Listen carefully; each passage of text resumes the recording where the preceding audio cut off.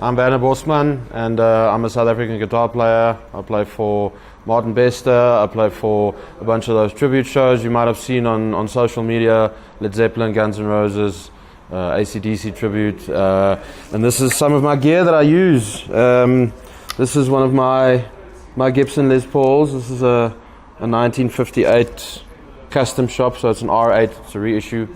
And I think Ice-T Burst, if I'm not mistaken. And this has been my main baby for the last 6 years. There's magic buried in this specific guitar. I use this all the time. No matter, it depends who I play for. If I play for the Led Zeppelin tribute show, I'll play one of my other Gibsons, but this is my main baby. And it sounds like this.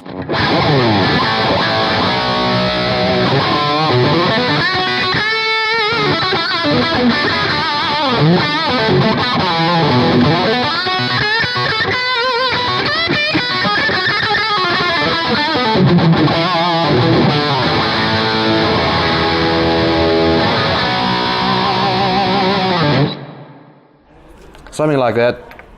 So yeah, this is definitely the one. I'll never get rid of this one ever. These are custom buckers. I haven't changed a thing on this guitar at all, so everything is stock standard. I'm actually too scared to change anything. I'm scared it changes the tonal quality. Pickups, standard custom buckers, 500k pots, the normal toggle switch. Yeah, man, I'm not very clued up with all the inner workings of the wiring and all that stuff, but yeah, custom buckers, and it's a plain top. It's been used and abused. There's a bunch of dings and scratches and stuff, but it's got a lot of character. So yeah, this is the one. I alternate between elixirs, and recently I discovered Ernie Ball Cobalts, but if I can't find elixir, then I'll play the Ernie Balls, and it's all 10 to 46. 9s are too light, 11s are too heavy. So this is a standard 10 to 46 set. It's on here, yeah.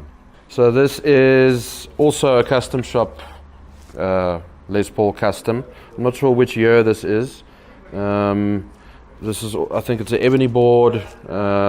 Pickups I've changed from, I think they come out with a 490 and 498 R&T, but in this guitar they sounded a bit muddy, so I changed it to burst buckers, which suit my vibe a little bit more. They're a little bit lower output, so there's more tone.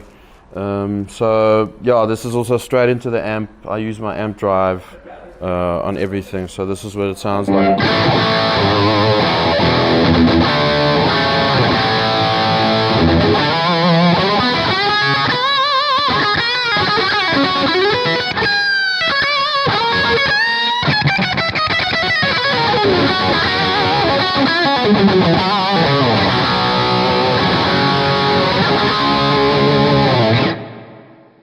So yeah, this is what the bridge pickup sounds like. I got this in November last year when we started the first Led Zeppelin tribute show. I just needed this as a backup guitar, actually used for different tuning for one of the songs that we do.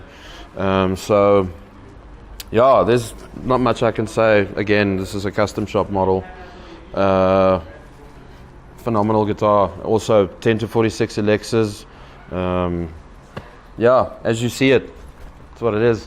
Okay, so this is my little toy. I'm sure it's something you don't see often. It's a Gibson double neck in Heritage Cherry finish. One-piece body, as I recently discovered.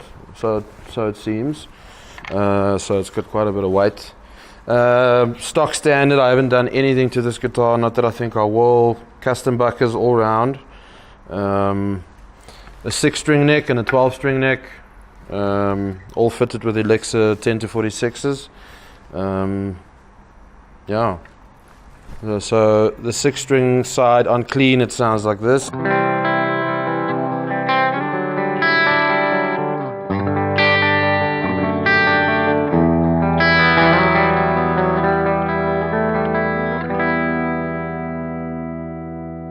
And drive.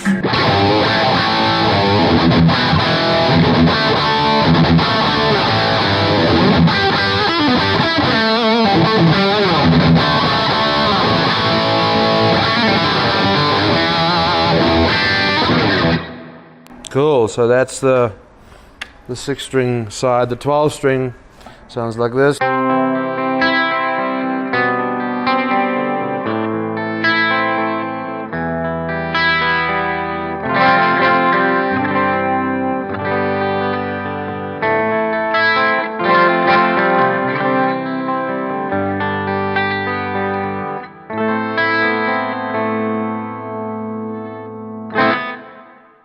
Yeah, something like that.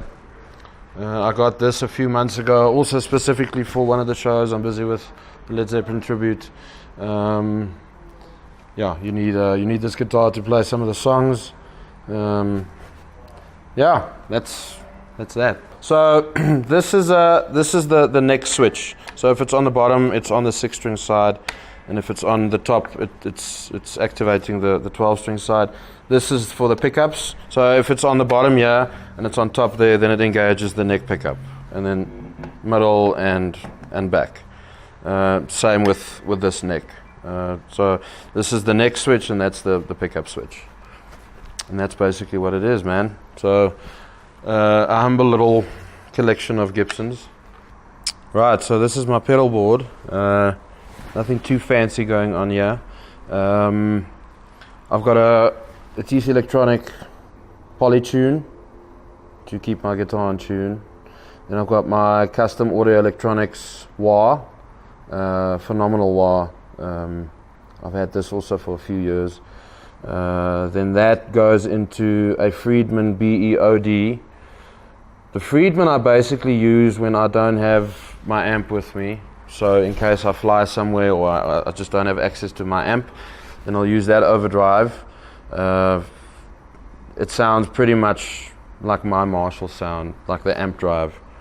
And then I've got an exotic EP booster, which basically just fattens up my signal. I'll play a little sound sample of each just now.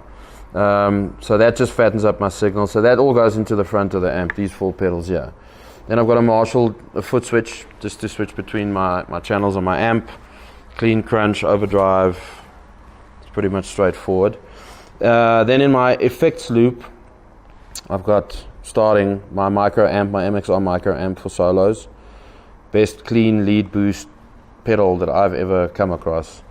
And that goes into I think my Mobius, my Strymon Mobius. It's either the reverb or the Mobius, I'm not sure. But anyway, this Mobius is my modulation pedal with all the choruses and flanges and weird sounding stuff on there. Into a Strymon Timeline, which is all my different delays. And then that goes into the reverb pedal, the Big Sky. And then from the send and return in and out to the amp. So that's my electric setup. Then I've just got an acoustic LR Baggs DI. I just sort of mounted it on one board, so I don't have to carry 2 boards around. So this is just my DI for my acoustic. Does the job. It's got a built-in tuner, boost, so I don't need to use any of these other pedals. So it's just more convenient to have everything on one board. Do acoustic gigs, do you take the whole board or do you just do it? Whole board with me, yeah. Whole board with one acoustic and my DI, you know. Actually, sometimes I run the effects loop into the send and return of the DI, so I at least have some reverb and delays and stuff for pretty stuff, you know. So okay, so again, clean channel Marshall.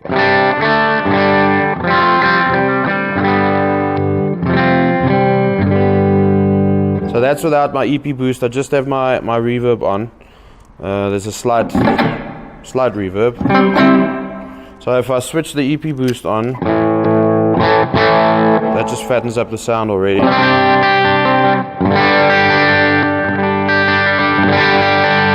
That's a remarkable difference. Solos, obviously, if I switch over to lead, you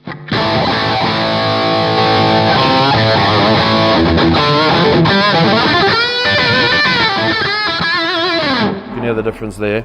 The Friedman I combine with the EP booster if I don't have my amp with me. So together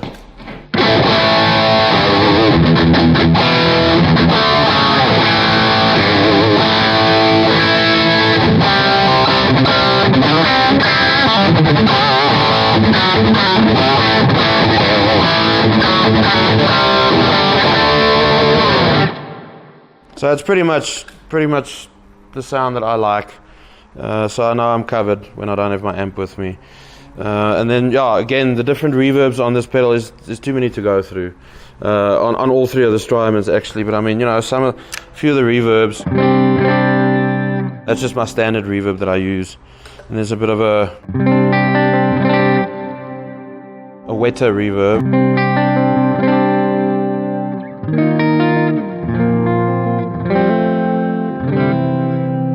And then something with a bit like an effect.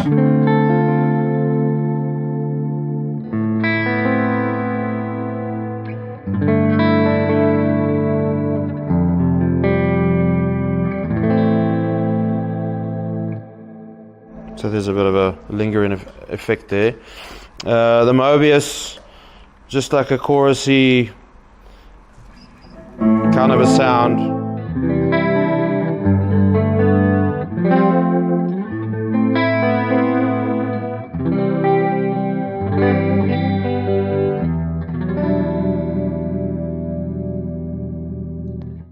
There's tons in here, man. There's like all kinds of tremolo-y, flanger. No, there's too many to go through. My delay is just a standard delay, so it works best when I play solos.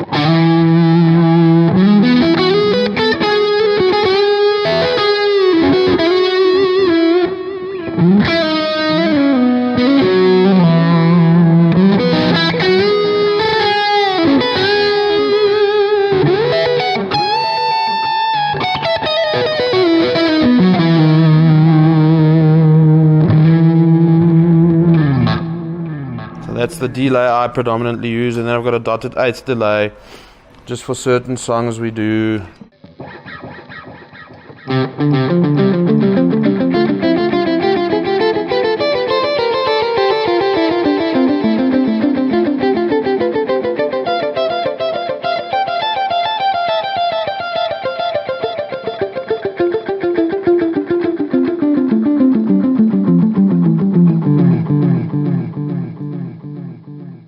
Yeah, that's some of the delays I use.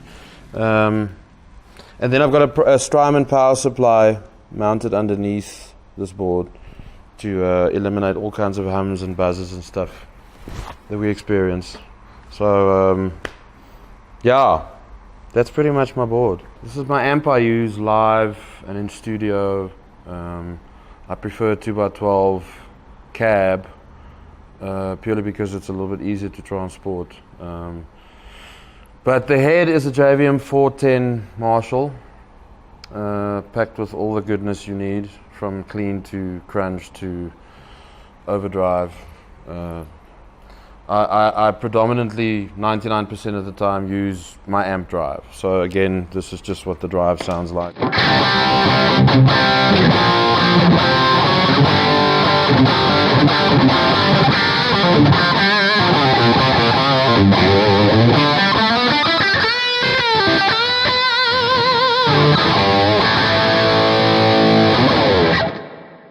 So it's a JSM 800-y kind of tone that you get out of it. That's kind of the vibe that I like. It's got clean channels, crunch channels, so you know, three modes on each channel. I think there's four channels and 3 modes on each channel, so there's more than enough to play with. Normal EL34s in the back, keeps me going. And this cab I actually got from Martin Schofield back in the day. It's an old JSM 900 2x12, and I just loaded it with vintage 30s. Sounds great. And then the mic that I use is just a Sennheiser E609 condenser mic. Live and in studio, I mic up my cab, and it just basically brings out the sound that I have without any major tweaking that's needed. So yeah, that's my amp, that's my whole setup. Thank you for having me today. This was awesome showing some of my stuff to you guys. Check me out on Facebook under Werner Bosman, or Instagram The Real Rokkstar, but Rokkstar spelled a bit different. you'll figure that out when you see my Facebook page. And I've got some YouTube videos up.